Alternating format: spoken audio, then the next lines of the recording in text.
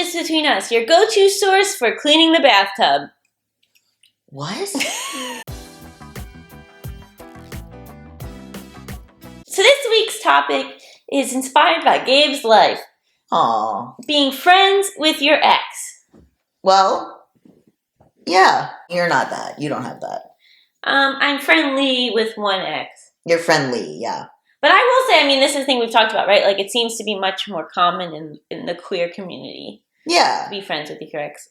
Well, yeah, because I think you, like, merge friend groups a bit more, and you kind of will go to similar stuff. Like, I feel like I'm actually shocked I haven't run into my other ex at all. But you did one time, last Pride. Oh, yeah, on Pride. See, but that's the thing. On Pride. Right. It's like there's all these little areas of queerness that you go to, right? Like there's like the gay bars in Silver Lake, but those are also more like towards like queer women or like trans people versus like WeHo where I am, where it's a bit more sometimes scary for people who aren't like cis men with like cis gay men with like big muscles. Like there's no places where like straight people would run into each other, like have to. Yeah. I think also there's like an expectation that like being friends with an ex is like the unusual path for straight people. Interesting. Like most people aren't. But some people are, and some people, I don't know. I mean, my whole thing about being friends with an ex is that I don't think you can be friends with your ex if one person still wants to be together. Ah.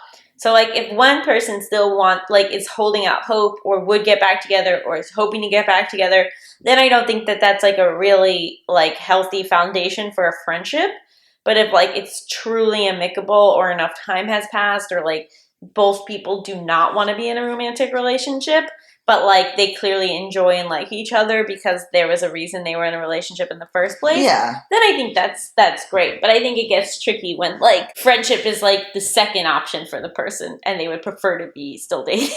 Well, but what if you're not like you know that you can't date right now? Like you're not in a position to be dating right now because there's healing that needs to happen or there's like, the way that the relationship was working or the way that you got together was chaotic and stuff. And so it's staying in each other's lives and it's take it or leave it. Like we could get back together. We also couldn't. We also like we're open to, but also we don't have to. To me, that's like not a pure friendship. Well, but that's like a complicated will they, won't they friendship versus like when you're just like truly showing up for someone as a friend and like you can like openly talk about their dating life. And you can. You do. Yeah. And if like somebody meets someone else, like, okay. I do see how that might be an issue for someone new that you're dating coming into that dynamic. Right? I do see how the only thing I could think of is it sort of thwarting seeing other people in any sort of serious way. Yeah. Because if it's like, oh, I'm friends with my ex, but don't worry, we're just friends. It's like, I'm friends with my ex, but we might get back together. Well, you don't say that. You don't say that. They're harboring feelings of romantic love for me, but I haven't decided to give into it or not. Okay, but it's not like that black and white sometimes. Like, it's like it's like, oh yeah, you could get back together or not. Or it's not like living by standards of what the lines are or whatever. Like it's like an intimacy that is more than what friends would do because you dated. But then there's also like friends in queerness that I would feel closer to, like I would lay in bed and watch something with that. I don't know. It's more like messy, I feel like, than straight people. Mm-hmm. And I think straight people would have a bigger problem with it. Like I feel like if you were seeing someone, like I remember when I was going on dates with Vico still lived with their ex. Mm-hmm. Like they lived together. I mean, that's I think people have like monetary reasons why they don't move or whatever it is. But I think like straight people would have a way bigger problem. But I also think sometimes straight people are following, and gay people too, are following like what they've seen in movies or what they've seen in dating expert type stuff where it's very black and white, where it's like if he even talks to his ex, bye. Or like I'll see stuff that's like if your boyfriend follows Instagram models, gone. If your boyfriend, like, it seems very, I mean, correct me if I'm wrong, it seems very intense of like, I see a lot of stuff about how they don't even want, it's like, if your boyfriend has a female best friend, bye.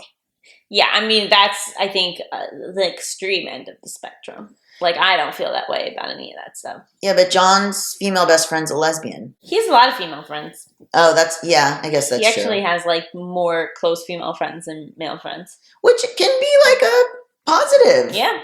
And like, my whole thing with that is, like, nothing ever happened in the years you knew them before I came in. Right. So why would it suddenly happen now that I'm in your life? I guess because it's like, oh my God, he's about to get married. I have to shoot my shot with John, who I'm in love with.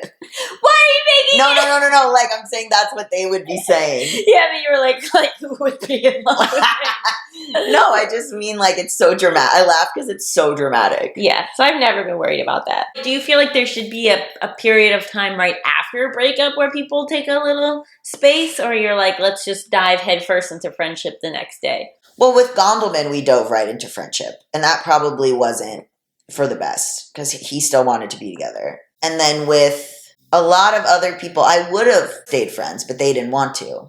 Like, I think Eli would have stayed friends with, but he didn't want to. And I think James would not have wanted me to stay friends with him. What? Oh, you meant James wouldn't have wanted you to stay friends with Eli. Yes. Got it. Okay. And then when I started dating Mal did not want me to be friends with James. Mm-hmm. So I kind of just acquiesced to that. I think you have the right to sort of ask if you're the new partner. You have the right to be like, can we take a little breather from the ex? Mm-hmm. It would be sad and hard, I was thinking, to start dating someone now who was like, you have to cut off Alex. Like, that would be hard because there's like so many friends in that group, and that's like a person I enjoy. I don't know that I would date someone who would ask me that. I guess there's things that someone could ask that are reasonable. Mm-hmm. Like him not staying at your place anymore. All right. I'm just saying, like, there's different levels of friendship.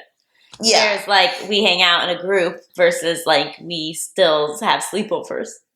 All right. Those are two different things. I just think sometimes you can't apply neurotypical and heterosexual thinking to I mean, especially with non-monogamy. Mm-hmm. I'm even questioning like hierarchies in non-monogamy. Someone was like, well, I have a primary partner and I would switch. And so you could be the primary partner and they're fine being the secondary partner. What? Yeah. And I was like, now I'm like, it could be interesting. Like, if someone's not right for being your primary partner. Uh-huh. But anyway, that's not being friends. I thought you were saying that you no longer believe in there being a hierarchy. There doesn't have to be, but I'm saying, like, also, if somebody works in a certain capacity they didn't work in before, Mm-hmm. like if you realize, oh, we're not. This is my spitballing now. I'm like, we didn't work as primary partners, but you could still be in my life in a certain romantic capacity.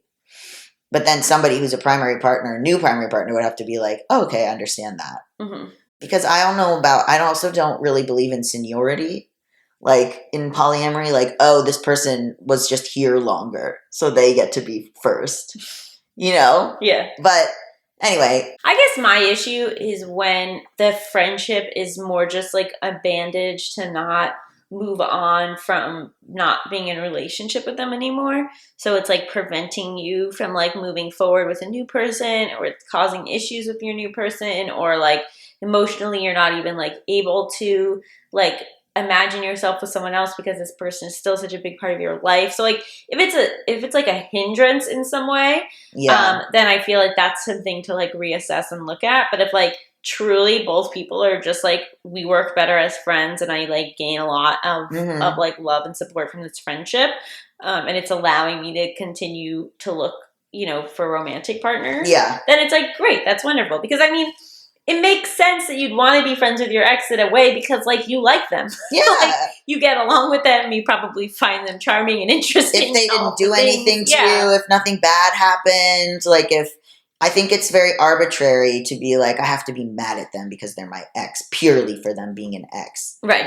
I feel like that's very, and also, it's interesting. I've been seeing a lot of stuff about decentralizing romantic relationships. So Mhm. if something's going on, not necessarily only needing your partner to help you, but being like, actually, you don't, I had all of these expectations from my previous relationship, not Alex, where it's like, well, this is what a partner does, and you have to do this, and it's very codependent. Like if I don't enjoy doing this thing, but someone else who's friends with my partner does enjoy it, why do I have to be the one to do it? Or like if they want help with something, they don't have to ask me. There's friends want to help you. Friends Mhm. want to the assumption that because someone has a partner, they're not in friendship community anymore is like, like I was taught by this other person that it's like an affront if you don't want to do everything the other person wants to do. But that's not the case. John and I have different things. John goes and sees his foreign films with his friends. Exactly. And my mother. Exactly. Or if he was like, you have to come to baseball with me. You have to. Yeah. I know it's a mix, right? And like I think you should definitely have friends, but I think when it's an ex, you also have to be like respectful, like how your partner feels about it, and like I would want them to like also know that person, so it's not like a secret relationship just between the two of you, right? But like, oh, this is a person's a part of my life. You're a part of my life, therefore you know each other. Yeah. Even you can bitch about them you can team up against the person and you have similar complaints. You can sort of unionize. Oh, so like your partner and your ex can sort of shit on you together. Or be like, you'll be like, oh, quick question. He says that he does do the dishes an appropriate amount of times. How do you feel about that? Oh yeah, in our relationship, he never did the dishes. See, I don't know about that. See, I don't know if like you should be talking about. I guess it depends on the personality. In front of them, not behind their back, but in front of them. Yeah. Or you can be like, back me up. Yeah. And they'll be like, yeah, his mom is weird. You know what I mean? I think that's helpful. It's very funny. I don't know if I've shared this publicly, but there's a character in my rom-com that's based off of one of my exes. And when John was reading it, he was like, I love this guy. More of this guy in here. Right? I mean, you're kind of drawn to similar people, right? So they're going to get along too. Right, exactly. Yeah, I mean, it's such a fine line between boundaries and controlling to tell someone not to hang out with their ex. But also it's like you need to be with somebody whose boundaries make sense for you. Yeah, of course. So there's going to be people who are like, oh, absolutely, no problem. And there's going to be people like, how dare you? And then those people aren't compatible. Yeah, and don't let someone convince you that you're wrong. Like, especially as an autistic person, it was very easy for one of the people to convince me that I was crazy and wrong and not doing society's things correctly. Mm-hmm. So I would be like, I don't feel like we have to like make our lives entirely about each other. And they'd be like, well, you don't know what a relationship is. Or, oh, you're not sure. Or like, I'd be like, I think I could be friends with this ex. And they'd be like, no, you just don't know what's right. Because you just don't have the things that society, you don't have the typical, neurotypical things that society says. I'll teach you, I'll help you. And then I'm like, okay, I guess I'm wrong. Ugh. I've always, constantly, people are like, I feel like that's not a thing. And then I'd be like, okay, I guess it's not a thing and I'm weird and I should just change. But then you don't. Well, I don't, and then they get mad and then we break up. But you stand by yourself.